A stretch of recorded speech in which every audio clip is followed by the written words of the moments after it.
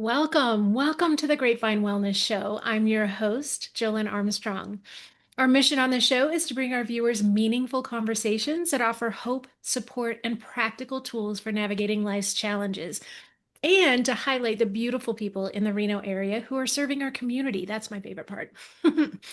Today, I am so honored to be joined by two physicians who are really redefining what primary care and weight management can look like here in Northern Nevada. Dr. Amy Sanguinetti and Dr. Sara Trigero. I'm going to start that part again. I knew I would do that. Dr. Amy Sanguinetti and Dr. Sara Trigero are the founders of Achieve Health Nevada, a membership-based clinic in Reno built around what many people feel are missing in modern healthcare: time, access, and true partnership. Both doctors are dual board certified in internal medicine and obesity medicine. Dr. Trigero is also lifestyle medicine board certified, and Dr. Sanguinetti has a menopause certification as well. At Achieve Health Nevada, they provide adult primary care alongside evidence-based weight management with an approach that's really rooted in science and shaped by the real-life factors that make health change so hard. Their model emphasizes longer, no rush visits, which I freaking love, direct access to your physician, and ongoing support that meets patients where they are. They launched Achieve Health Nevada in 2024 after years of working in a large healthcare system where they both saw firsthand how difficult it can be to deliver the kind of personalized care that patients deserve, especially when it comes to metabolic health and sustainable weight management. Dr. Sanguinetti and Dr. Trigero, I am so glad you're here. Welcome to the show. Thank you so much. We're so happy to be here. Yeah, Jolyn. glad you are. Everyone needs to hear what you have to offer, for reals. But to kick us off, before we even talk about Achieve Health Nevada, I want to back up a little bit and talk about the fact you both spent many years practicing in a large system before opening your own clinic. I'm wondering if you can share, each of you, what changed? What was the moment you realized, like, we need to build something different? And Well, we have a great origin story. We were both at the VA for many years, and we started to learn about a new fellowship in obesity. And Dr. Trigero and I attended Obesity Week in, I believe, 2017, and learned about this entirely new practice that we had never heard of. And it really spoke to us. We both had many patients who were suffering from excess weight and were challenged in how to lose it and keep it off. And we knew that this excess weight was impacting health. And many metabolic health factors are directly impacted by folks who have, carrying excess weight.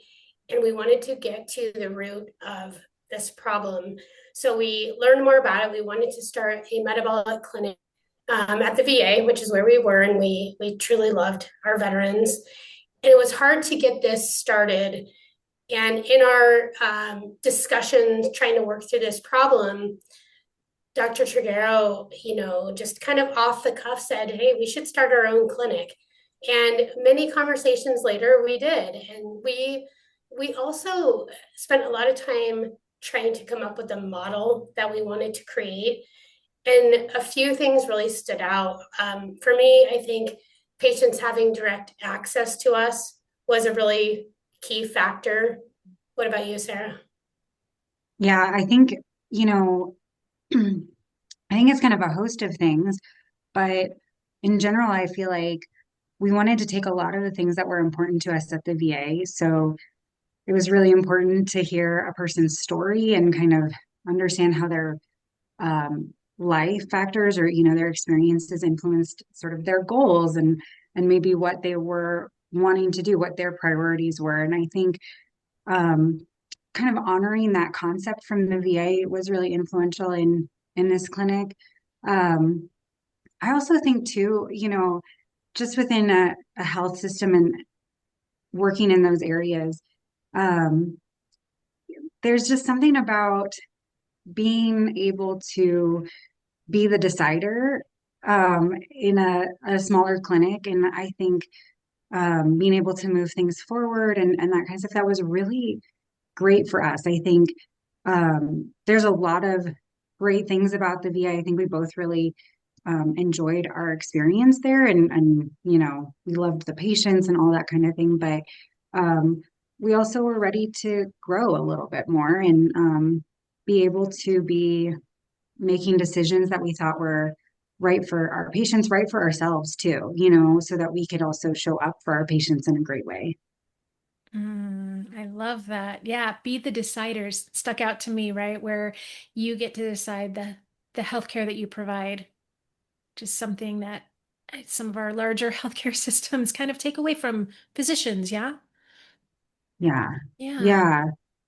I think there has been, I mean, some of these, you know, things that I think have been changing over a period of decades, so it's not really like there's one, chink or anything like that, but just over time, probably in a lot of, systems, physicians have less leverage. And so it can make doing things harder and harder to advocate for things that are important for people and important for the people providing the care too. So it's a balance, and there's a lot of great things about those systems too. But yeah, we were ready to take on the challenge and also the responsibility and do things in a way that just felt really aligned with our goals. Nice. Nice. I love And it. Yeah. Jolyn, I think when we think about big systems, certainly we recognize that we are so grateful to have big hospital systems in our community. But when it comes to primary care, there's a few key things that we wanted to be able to do, and one is to see people when they needed to be seen. So the last thing we want is for a patient who is a member at our clinic to have something come up on a weekend and it is not an emergency, but that's the only place they can access, or have an appointment, next appointment that's 6 weeks out. So big systems have different goals, but small clinics like ours, our goals are to make sure we have direct communication with our patients, no barriers. We want them to be able to be seen when they need to be seen. And we want to be able to have those extended visits to really discuss barriers or things that people are struggling with so we can help them move through those. Nice. Oh, I love that. Very eloquently said. Thank you. I appreciate that kind of th that viewpoint on the difference between these bigger systems, especially the hospital systems versus a smaller clinic. But you mentioned one thing there too, the membership. We want our members to have access to us. So when someone hears membership-based clinic, I want to make sure that they understand or know what that means. So can you explain how that model works, why a person would choose it, all of that? Yeah. Yeah. Yeah. I think there are a lot of terms actually floating around right now, and they're probably not very well defined, so each clinic might actually define them slightly differently. For us, we have a membership-based clinic. I think other terms that people might use might be, concierge medicine or direct primary care, or a couple other terms that sort of fit our model. And again, there's some differences maybe in how each of those are applied, but for us at our clinic, we don't bill insurance. And so our patients, are provided care by us. Our services are covered through our membership fee. And so it's great in the sense that, the patient is really the customer for us. Sometimes in a lot of bigger systems, it's more, maybe the insurer that is the customer. And so you have to meet the requirements of the insurer to get paid by them for the practice, to keep them running and, viable. And so for us, really the patient is at the center of that. Most of our patients, really the vast majority, still have insurance. And so we work with their insurance company for things that they might need outside of our clinic. If they need, different medications or referrals, that kind of thing, we work with their insurance. But for our services, they're just covered by the membership fee.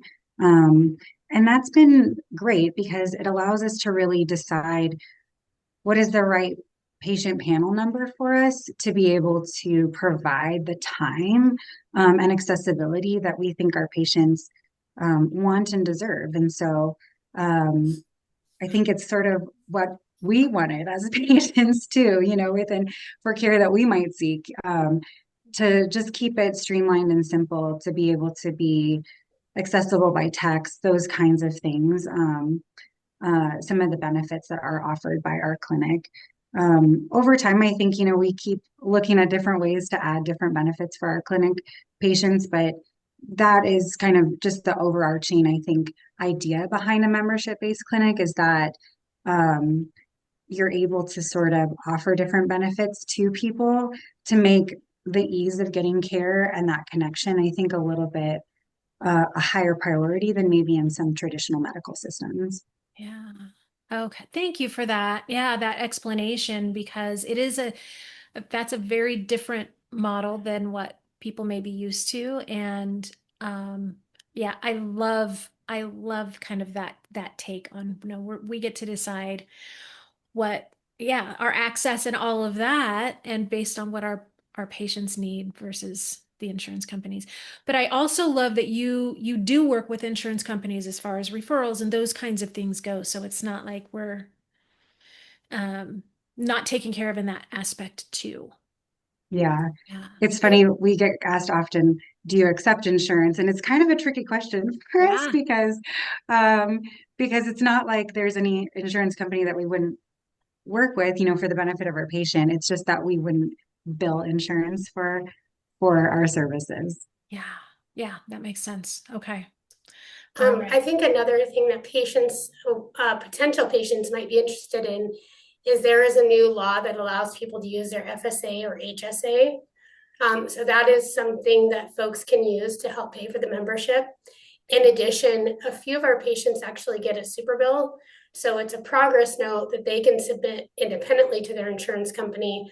We would be considered out of network providers, but depending on their tenacity, they can get some reimbursement. So that's another way to think about the economics. Yeah. Yeah. And just quickly, FSA and HSA, I'm familiar.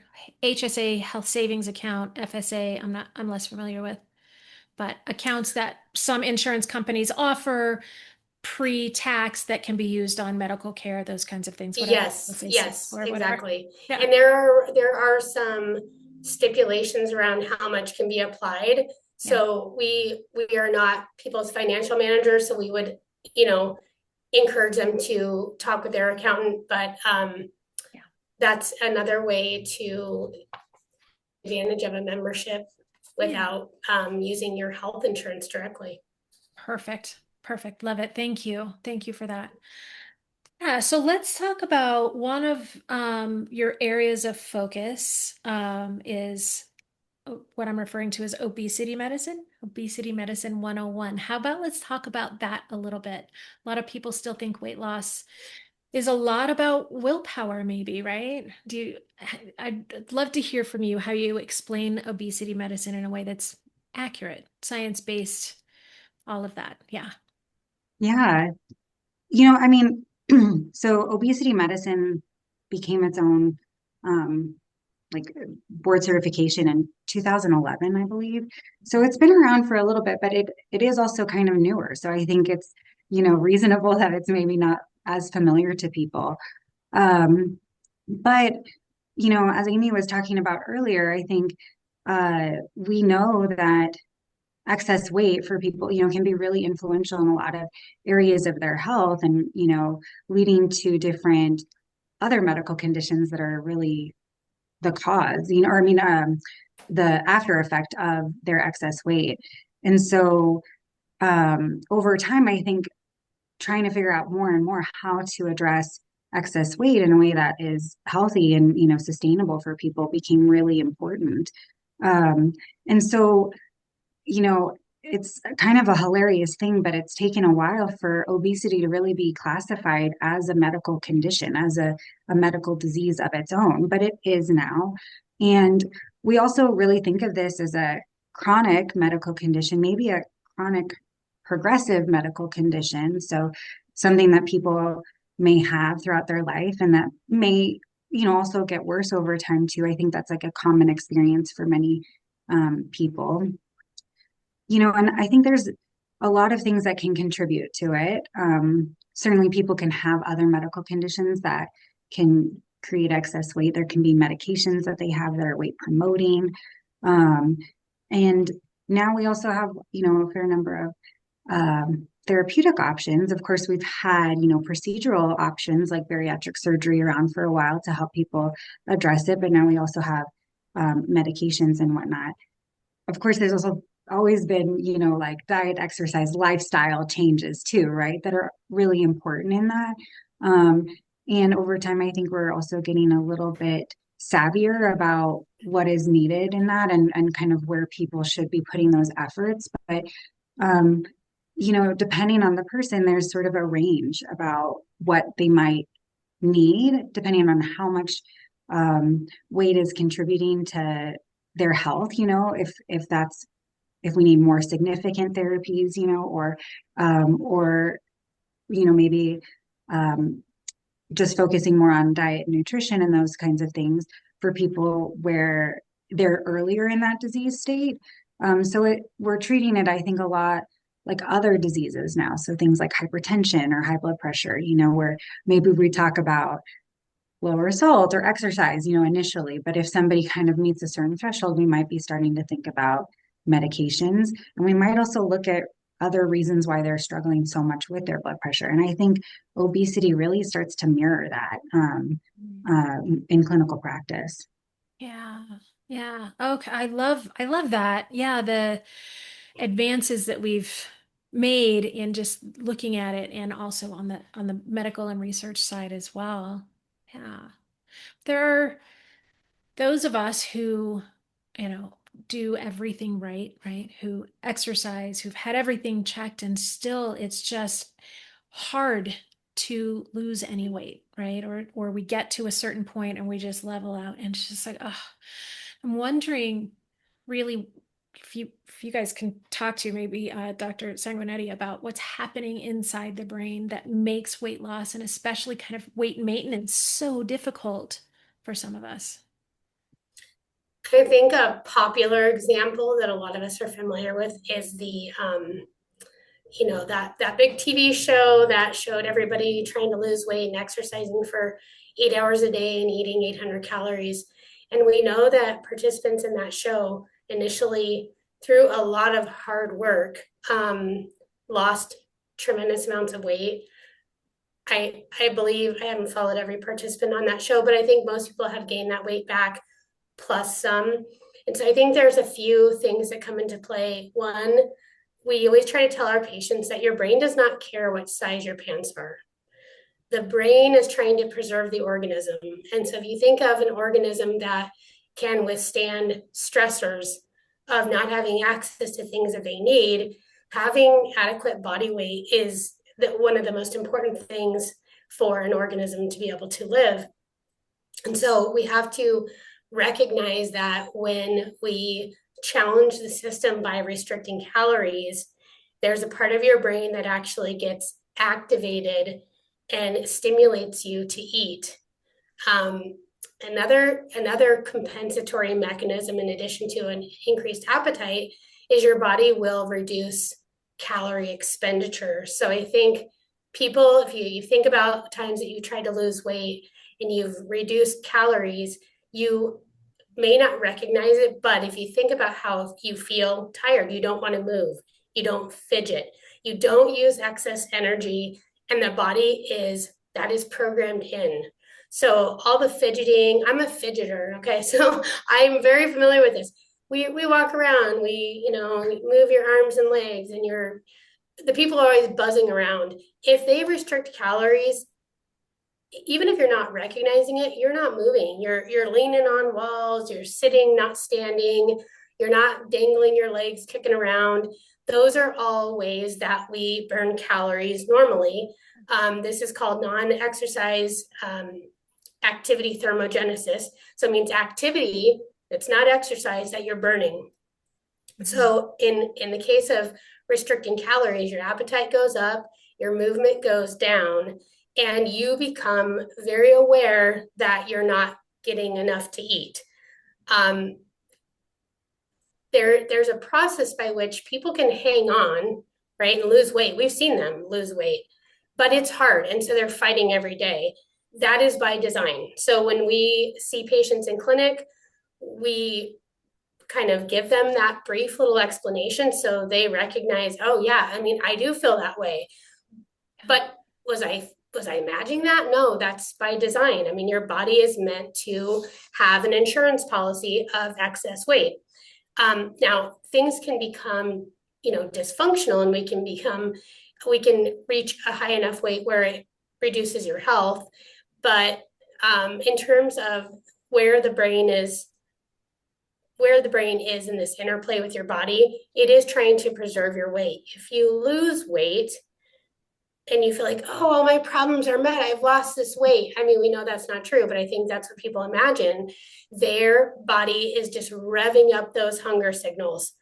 And they suddenly go from that sort of like elation of winning, and they're losing weight and they're able to exercise and they're doing all these things.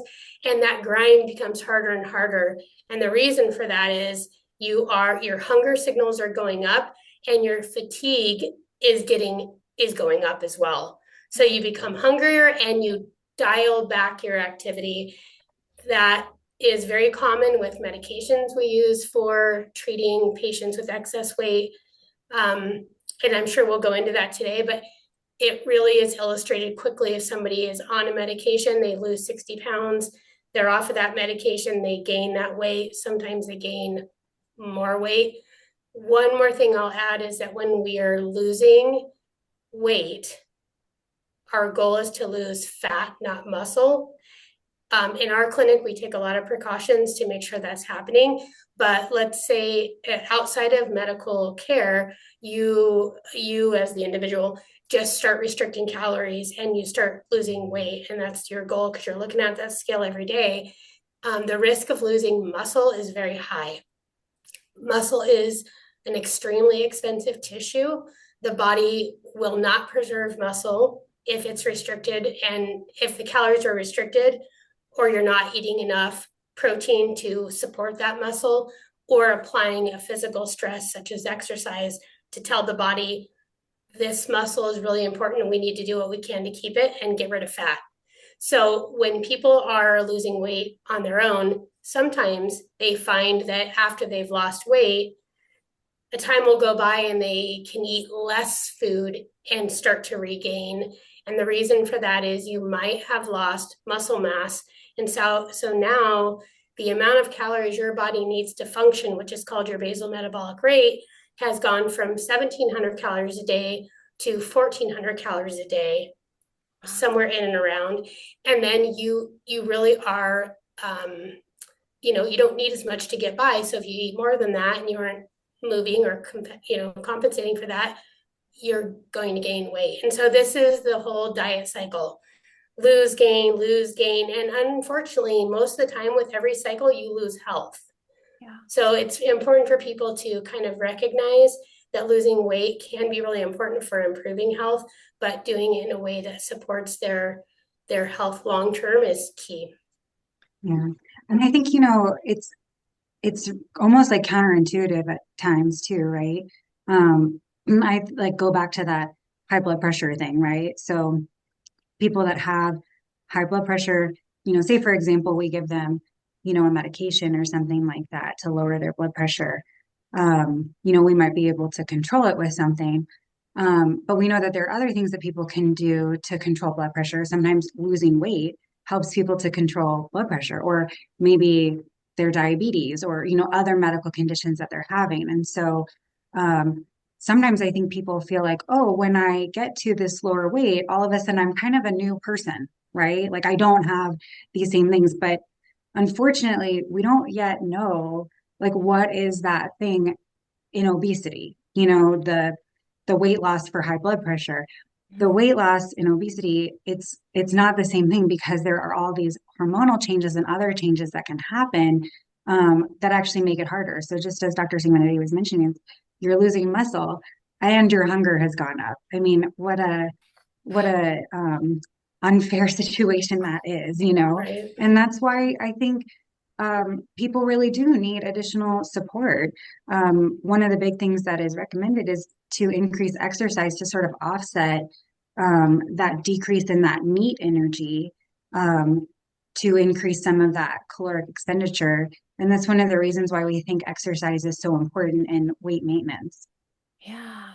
Can we just pause for 1 second and talk about the things that just blew my mind here, right? The realization, first of all, going back a few minutes ago, Dr. Sanguinetti, when you were saying our bodies are actually like, we're wired to maintain, like to keep weight on. Of course, it makes sense, but nobody has ever said that to me before. Nobody's described this in this way. And yeah, of course that makes sense. So it's not exactly us working against our body, but a little, right? Maybe a little bit. um, the nature of wanting to keep weight on for a real protective reason. And then, oh my gosh, so many other things you said are, I'm just sitting here thinking, oh my goodness. Yeah, of course. Right. But this, I love also this cycle of weight on, weight off actually hurting our overall health over like with each cycle. Um, for me, there's so much information here and there's so much more to dive into.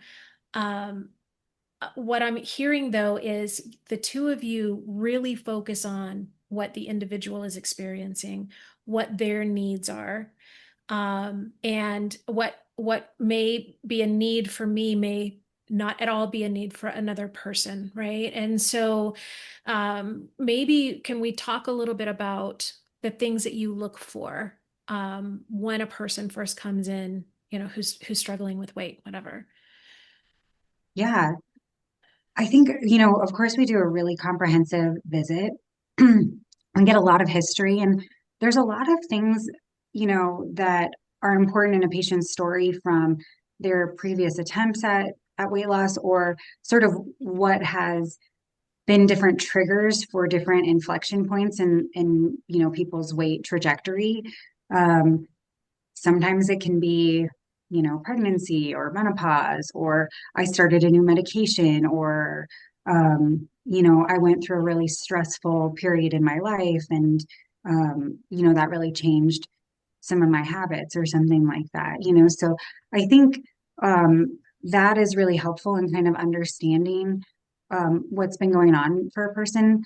There are also some, genetic contributors too, right? So is excess weight something that runs in somebody's family? How early did they start to experience that? Kind of giving you an idea of like some underpinning reasons why that might also be harder for them as well. So really looking for what are some of those things that were either protective or, problematic for people throughout their life thus far. Um, there's a little bit that we look at to try and put people into different phenotypes for this, which kind of says, what general group bucket do you fit in it for kind of why you might have challenges with your weight? Maybe somebody that has had that kind of chronic calorie restriction and has really like low metabolism or something like that. So low metabolic burn. There's people that maybe struggle with their, relationship with food, and maybe have sort of emotional hunger where they reach to food for, reasons other than like a physiologic hunger. And there's also people that have like maybe a hungry brain type phenotype too, where their brain is saying like, I want more calories than this body really needs, but I really want them, and so I am constantly looking for food.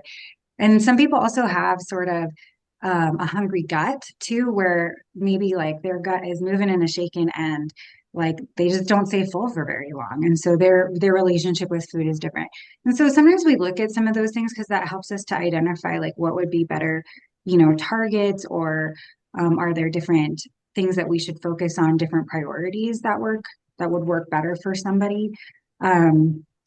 We also, of course, look at, what are some of the complications that they're experiencing from weight, because that also tells us about how much we need to really address with their weight. So do I need, am I shooting for 5% weight loss? Am I shooting for 10% weight loss? Am I shooting from 20% weight loss? And what are the tools that are likely to meet that goal? Because maybe I already have some complications and I really need to get on top of that. And so just really looking at all of those factors and how they come together to create a plan that would work for somebody. If there are things that are going on that we can mitigate that are weight promoting in their life, like we would look at that. And then of course, like how to combine that with different treatment approaches too. Yeah. This is a comprehensive look at, right? Before you even start anything, you are going over a lot with your patients. Yeah. Yeah.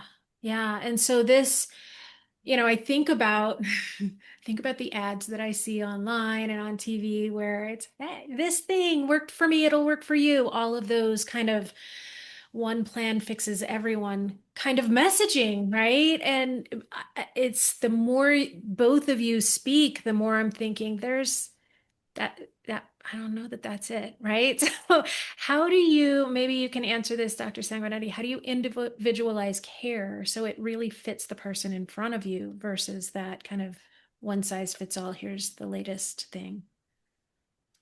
So I think there's a few things that we want to know when we meet with a patient. And the first is what Dr. Trigero mentioned is how long has this been something that you've been struggling with? What's worked, what hasn't worked?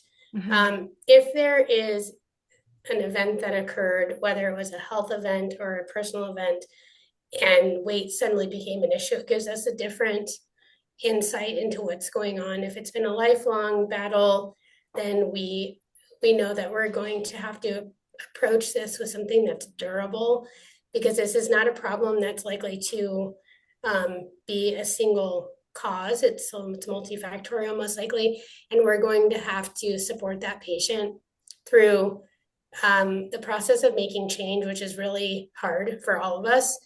Making change is hard, sustaining change is hard. So the way we individualize our care is we find a starting treatment that we think is going to work well based on this history that we took, and we really layer things on slowly. One pet peeve that I think we both have is when patients go to the doctor and they get a stack of errands to do. That does not help with the amount of stress the person's already struggling with. So we titrate our errands, meaning let's start with the most meaningful thing or things. Sometimes there's more than one, depending on what the situation is. Let's get the person going with that, feeling good, being successful. And then we slowly start to ask the next question out of therapy, the next question out of therapy if needed. We also try to interact with the person in front of us and say, what is going to work well for this individual? Everybody has a different experience with medicine and being a patient. Everybody has a different experience with the amount of things they're juggling in their life. And so, we want people to be successful. So we try to talk and partner and make sure that we're taking an approach that the patient says, yes, I believe that's going to work for me. That is a good place to start. I love that. And I'm seeing, as both of you are talking about this process that you go through, first of all, it is absolutely impossible with a 5 or 10 or 15-minute visit. There's no way to do this. Right. And there's no way to do anything other than 5, 10, or 15-minute visit in the kind of traditional the healthcare system that we've had, which is why now we're seeing why exactly you've gone to this model where you can spend time and pay attention to the human being that's sitting in front of you. Yeah. Yeah. And I think in a lot of other models too, right? There's sort of, and then there's good things about this, to have kind of a multidisciplinary approach, right? So you have different team members interacting with the patient in, kind of providing their area of expertise and kind of coming together as a team. And there's a lot of really positive things about that. I think sometimes as the physician in some of those models, you can feel a little disconnected from your patient about what's going on. And maybe there was information that was shared at different places that, feels relevant to some of the decisions that you are making or some of the guidance that you would be giving. And so I think, those multidisciplinary teams, I mean, that's great, right? To have people with different expertise being able to give advice and particularly like, yeah, if you really needed to talk to a nutritionist, they have different knowledge than we do as physicians. But I also think that there's something really great about like highlighting our relationship with the patient. And sometimes we're able, to provide that, provide some, nutrition advice or whatever that works for somebody. Sometimes people might need more than what we can provide, in which case we can still refer and that kind of thing. Um, but I just feel like it's been really nice to kind of hear some of those stories as we've interacted in those other areas. I think a lot of times, the multidisciplinary model also comes into play because we're trying to protect physician time for the number of patients that they need to see. And so there are some different priorities in that case too. So I think there's good things about that also, right? But you might be interacting with different people and then retelling your story multiple times and, and going on multiple errands and that kind of thing. And so it's been great for us, I think, to just really have the time with our patients to really work through some of the challenges and barriers that they're having and have those influence sort of those priorities and targets as we take those next steps forward and really know all of the pieces in that decision. Love it. Love it. Yeah. And thanks for that perspective. I appreciate that for sure. And that kind of leads me to, you've described your approach really in a couple of ways, right? One, it's very science-based, kind of science background, but also practical and human. So you're really kind of bringing all of this in. Tell me a little bit about how you balance that kind of evidence-based medicine with kind of the reality that people aren't robots and we don't always do things right or whatever. Life happens. Yeah. Yeah. I mean, I think, empathy, I guess is the first place to start, There's right? one. Yeah, it's people are doing so much, right? And I think just even acknowledging how hard people work in their day-to-day life, whether that's, taking care of their family, being a caregiver at work, whatever, all of those things, or towards their health. I mean, a lot of people that we've met on their weight loss journey have really tried a lot of things before they came to us, so it's not like they weren't engaged in that process. They were really working hard and struggling with it. And sometimes almost to the point where they were so confused about what is even good advice because they've gotten so much advice, and like what is healthy, like something so simple, right? True. And it can be like, I'm just so confused because I've tried all these things and they just really haven't worked for me. And so I think, like, if we do a meal plan or something with a patient, a lot of times we start out with like, what are you doing right now? And what is one small change that we can make, to that? But your preferences, your taste buds, like, all of those things, how you sit with your family to have a meal, all of the things, it can't be, a perfect prescription, right? Because that won't work for that person.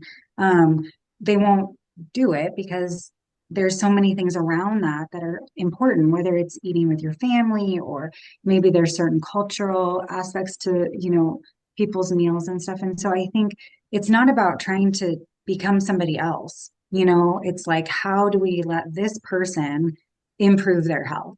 And some of that I also think has to go with not having an black and white thinking about things, right? Because this is about improving lifestyle, providing the support that that person needs. But it's not like there's a perfect lifestyle out there. There's, a spectrum where things might be improved, or some days you eat cake because everybody has a birthday. I mean, there are those things, right? So we allow for that because we want people to feel like they get to live their life. And I think a lot of times when it comes to weight, we really feel like a ball and chain around us, like we can't do anything and we're so limited. Yeah. And that's just not a way to live, really. We want our patients to feel like as they're getting healthier, that being healthier means that they get to be more present in their life, not less present. And so I think trying to navigate that with them, but I think just appreciating them as a person, as a human being, as, with their own goals and priorities and things that they love, and Right. things that they hate, not everybody loves celery. Like, I mean, that's like fine, right? So that's not a magic diet pill, celery, so like we can let go of certain things that maybe we were holding on to before, because it's not about the one thing, it's about the global things that you're doing. Love it. Love it. Yeah. And there's a piece maybe in here that I come in contact with from time to time, those who sit across from me who have experienced maybe some stigma, some, things that impact whether or not they even want to seek care at all. Right. And bias in society is one thing, bias when a person seeks a healthcare provider is a whole other thing, I think. So what do you think about kind of bias in healthcare? What do you do inside your clinic to kind of help patients feel safe and really want to show up and feel respected, all of that? Yeah. It's been, I think, a really important part of our practice. And I think our primary care patients have really benefited from the thoughtfulness that we have given to our weight management patients about this as well. And it absolutely is a thing. I mean, I think that's first and foremost,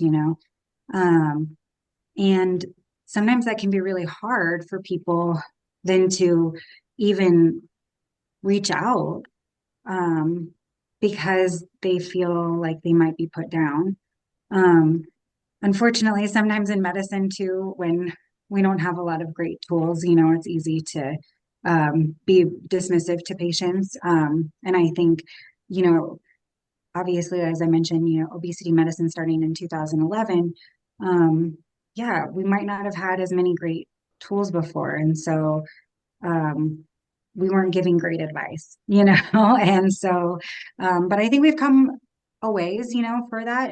And we do have to be intentional still about trying to make sure that we're paying attention to what people might have experienced and maybe things that we've done in the past that weren't great either, so that we can continue to improve it.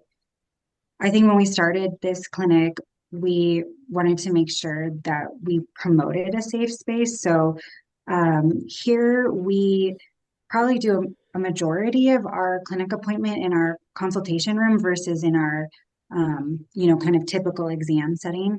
There's just a power dynamic in that place. And so it's not as comfortable to be on a table or in a gown or, whatever it is. So I think trying to be in a place that feels more comfortable, because some of the things that we might be talking about could be sensitive.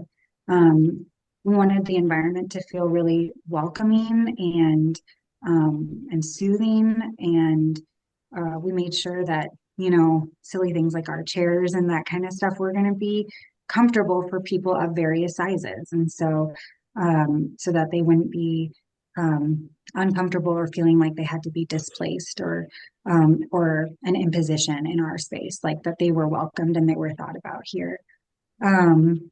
So I also think, our body composition machine too has been a helpful tool for us versus just a scale.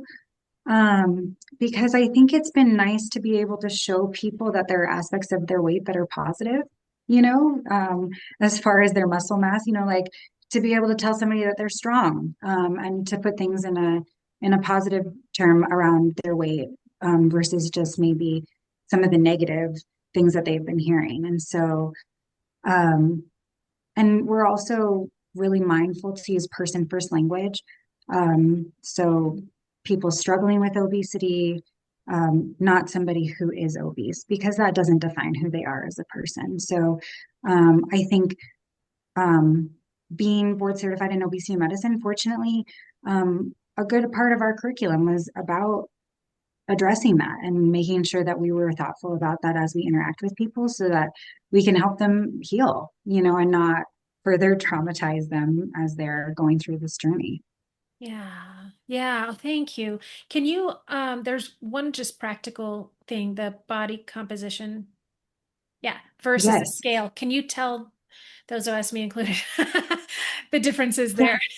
there? Yeah. So there are different parts of our weight, and when we get on the scale, we're just getting a total number. And there's different ways that people can measure body composition. So DEXA scan is probably considered the gold standard, but this is sort of a radiologic procedure, and so can be a little bit hard for people to do, although some people do it. We at our clinic have something called an in-body scale, and this one has been sort of verified against DEXA, so we feel really confident about the accuracy of this scale. And it uses body impedance testing to sort of differentiate your weight. So it looks at, body fat mass, muscle mass. It can tell you like your body water and that kind of stuff. And so it sort of breaks it down because the electrical signals go through our body differently through fat versus muscle. And so it's able to sort of identify how much muscle you have.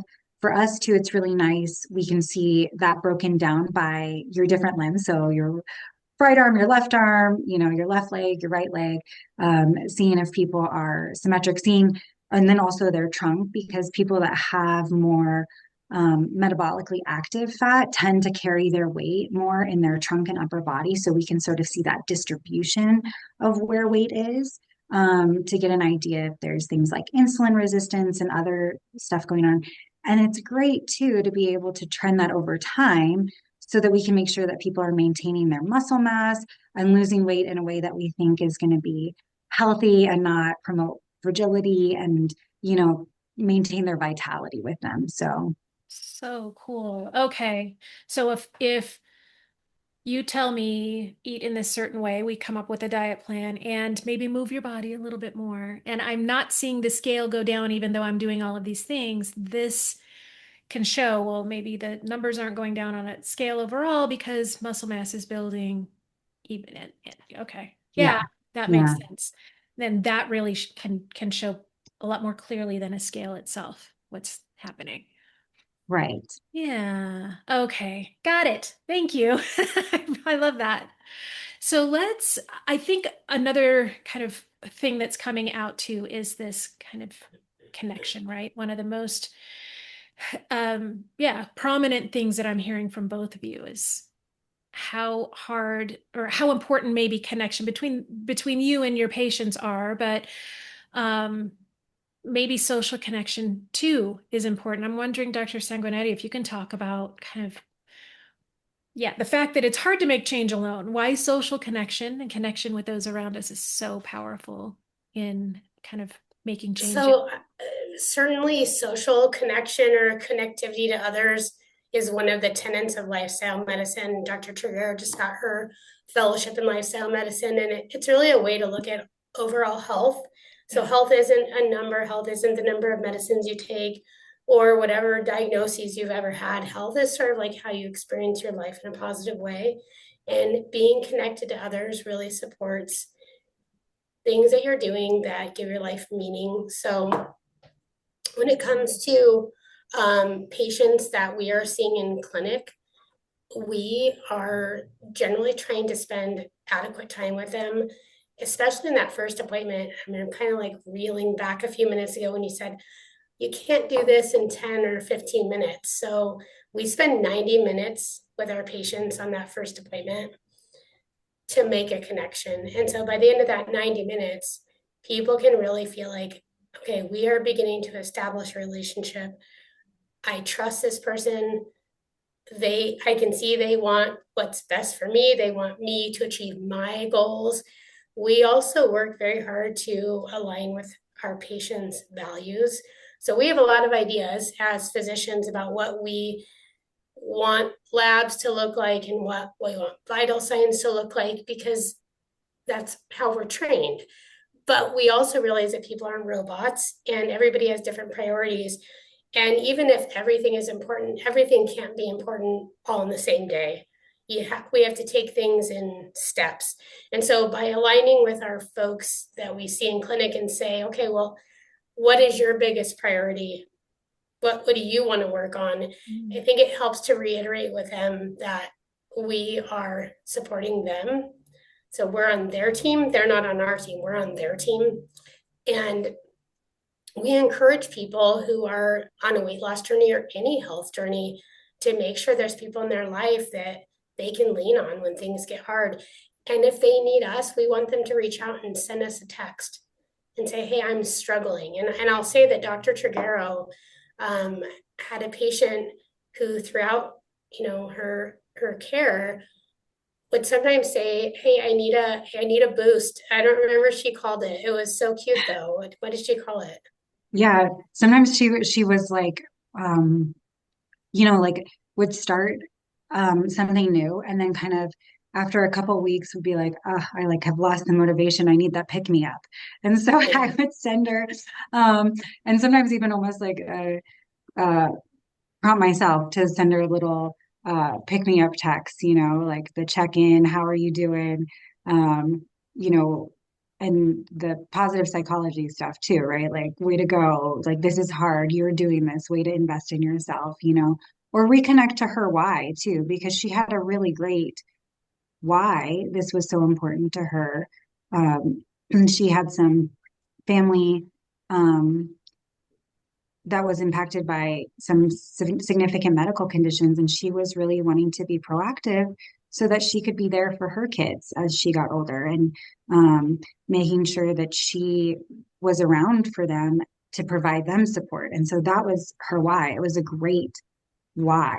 And so it didn't mean that it wasn't hard, and so being able to offer that here and there was really special. We are also, I think, kind of a fun thing maybe coming up in 2026, something that we're planning on doing is going to be offering group weight management, because we know that having some peer support from people that are also going through this can be really helpful, and kind of addressing some of those other things that we have to work through sometimes when we're going through this journey. If you're changing the meal plan for your family, sometimes that's got some other consequences, and negotiating that with your family members and stuff. And so, like, other things, like things that are so human, right? But like maybe hard to address, and so getting that support from other people is something that could be helpful for some folks. Some people might be more comfortable still in a more, individual patient appointment, and so that's still the care that we provide. But we will be starting to offer that in 2026, which will be really awesome too. That is cool. That is cool. Yeah. Like, we know that connection's important. We know that community support's important. Let's build that community. And I love that. Do either of you watch The Office? Yes. You watch The Office? I did, yeah. Yeah, we do. I'm just thinking of the was it one episode or two where corporate had this weight loss promotion that they were doing? You get a week vacation extra or whatever if whatever branch loses the most weight. All the crazy things that they were doing to lose weight. Somebody ate a tapeworm, things like or what they thought was a tapeworm they bought from, yeah. And so, and I think I think about the efforts, the misguided efforts that Dunder Mifflin did, right, to create community here, but without any guidance at all. And truly, Yeah. what the two of you are providing in 2026 is, hey, not what the office did, but with some actual real guidance through this, right? Yeah. Well, I also love that, like, right, like I'm gonna eat a tapeworm. It's like, what is even the goal here, right? Like weight loss is important, but like weight loss, and this is kind of funny, but I think it kind of speaks to it too. But one of the reasons I like the body composition machine, because sometimes, people will jump on the scale and, it like if it freezes out and it's like error 0 and you're like, huh, like I won, I weigh 0 pounds. And it's like, well, of course we don't want that. Like we want you to be here, Yeah. and a person and whatnot. Um, and it's this like hilarious thing to just um be in like competition over how much weight you can lose. Like again, like the number is the most important thing, not the health outcome, What's and going I on? think we have such a hard time with that, right? But so yeah, so hopefully if we do create community and support around it, it's in a better way. Yeah. It's rooted in reality and some science-based, like some actual helpful things, right? Not about, Yeah. yeah, Yeah. yeah. So, well, let's talk about that though. If we can come up with some science-based things that people can do on their own to kind of support their not just weight loss, but metabolic health and some weight regulation. What would the two of you think? Can you provide there? I'll start with a couple and then pass the mic.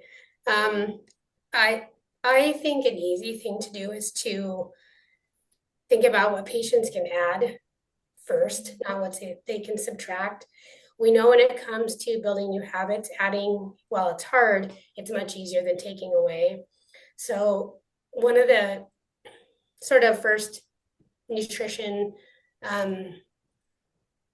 guidance pieces I give patients is to make sure they're eating at least 20 to 30 grams of protein in units of 20 or 30 grams 3 times a day.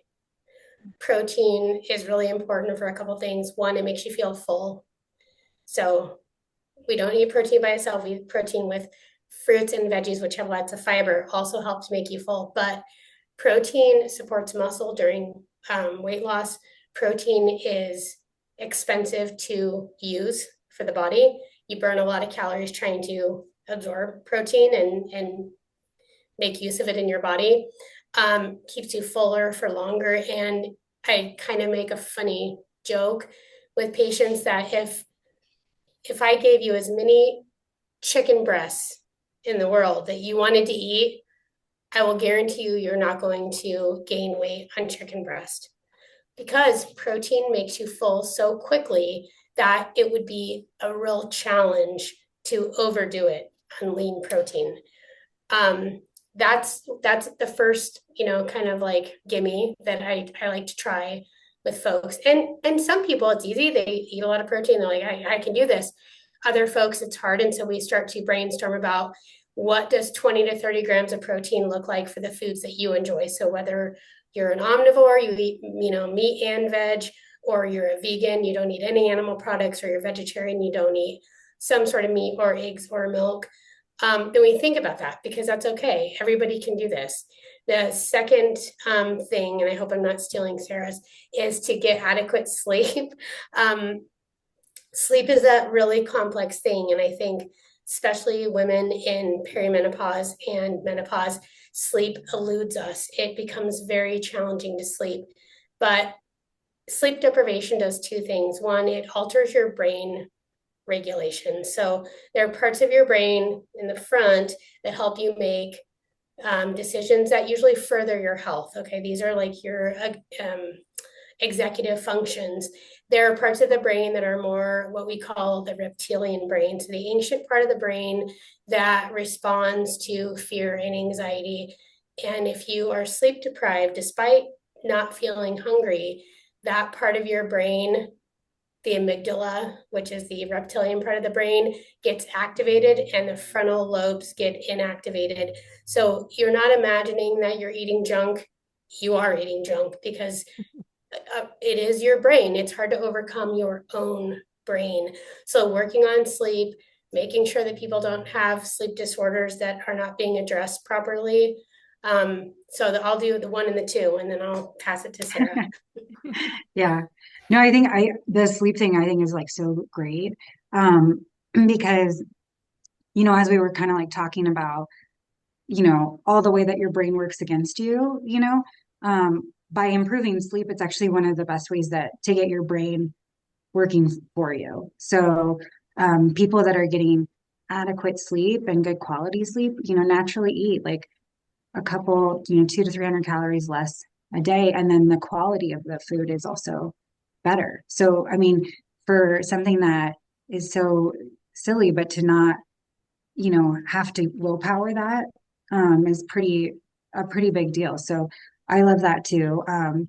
And so maybe to piggyback off of that would be like to make sure that the sleep is good quality, because excess weight has sort of this, you know, cyclical relationship with things like sleep apnea. So sleep apnea can kind of promote excess weight can promote sleep apnea. So that would be a good thing to check on to see if that's causing problems with your sleep that might be working against you. And I think, yeah, like finding those things that feel healthy and adding too, right? So certainly like Dr. Sanguinetti mentioned, like good, good sources of protein is great.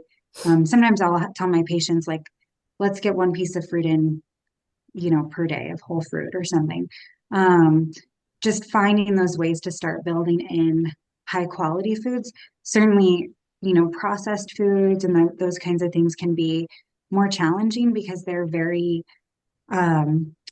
like, they stimulate us to want to eat more and to eat, beyond what we need. And so it can be really hard to get away from because they really pull on us to go back to them. So finding, um, good foods that you can kind of add into your diet that you feel good about, hopefully by doing that can kind of help you start to step away from some of those foods that might be challenging you in some ways.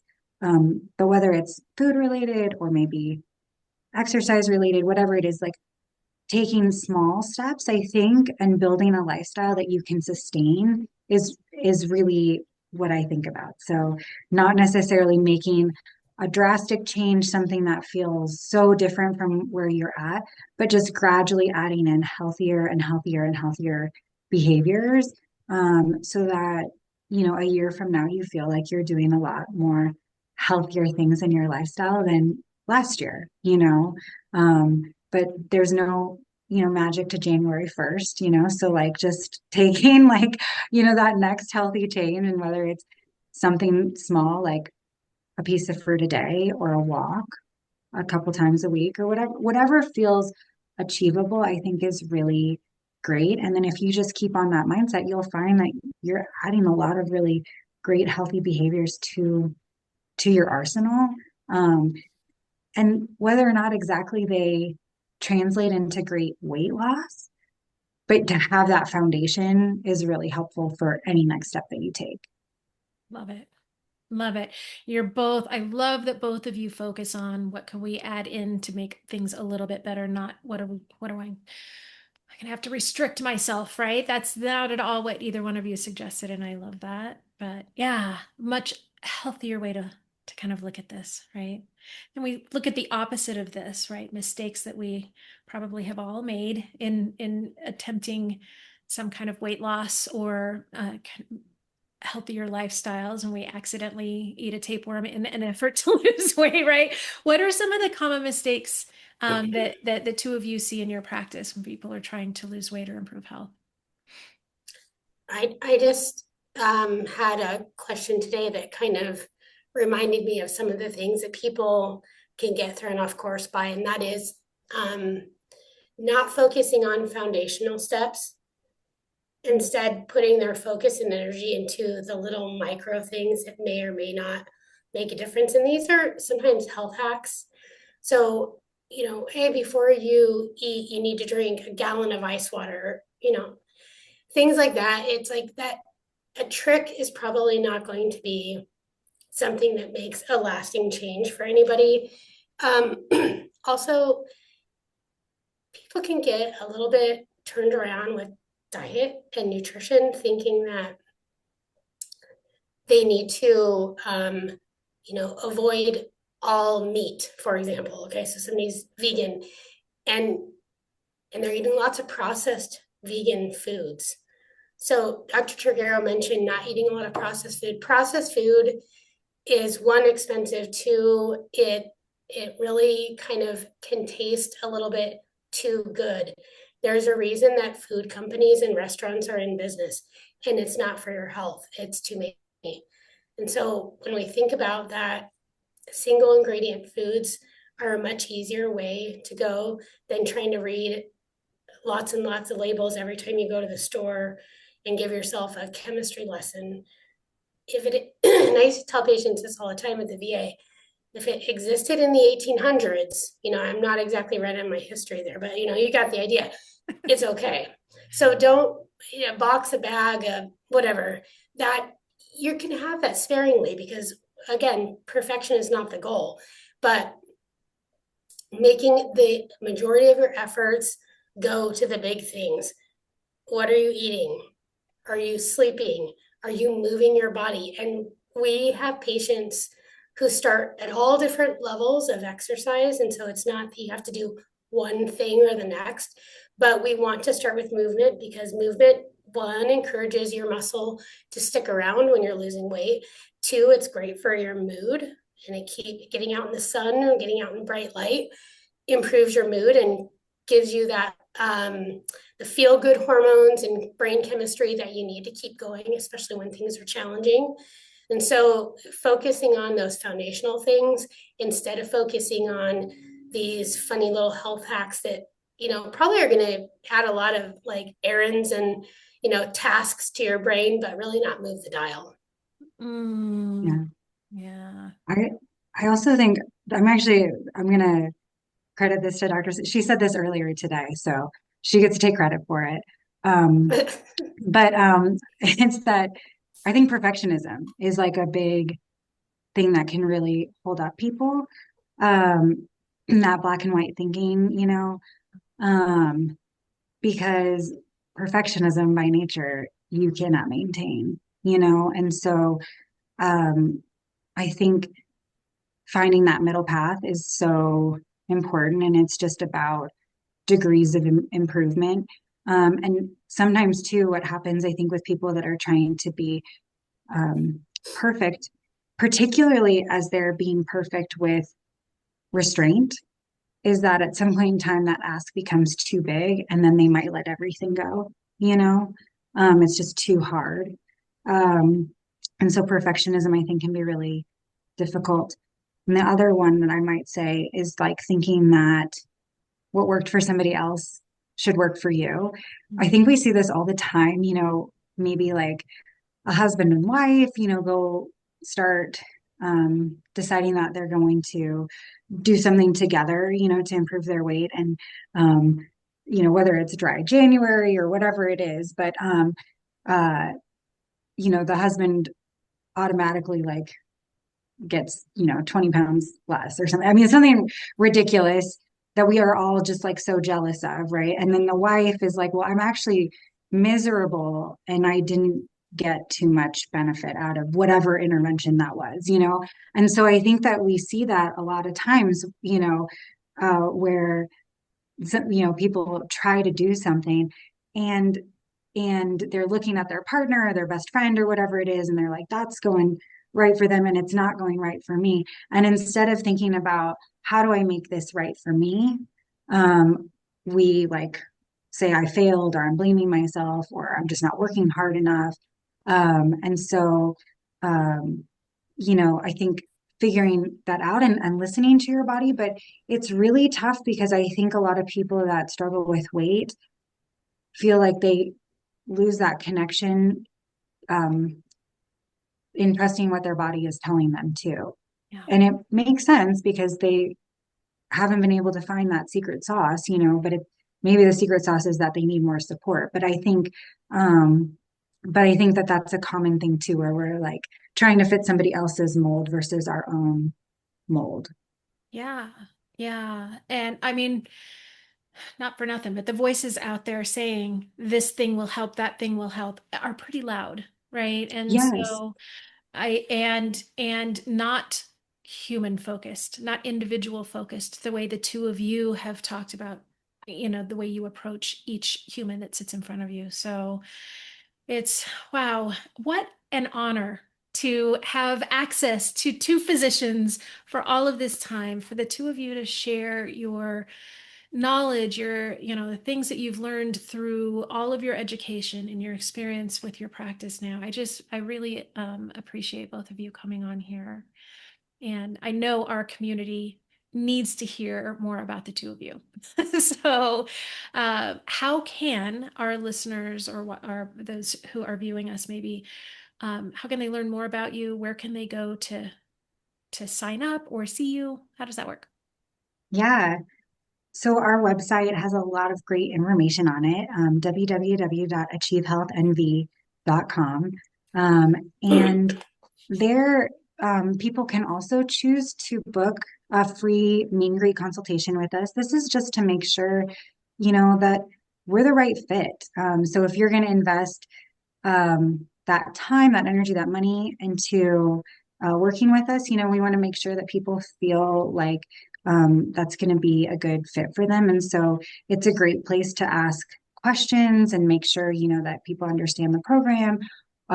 Maybe they want to get a feel for our personality types or something like that too, and just make sure that we have a good relationship. And so I think that that's a great place to start.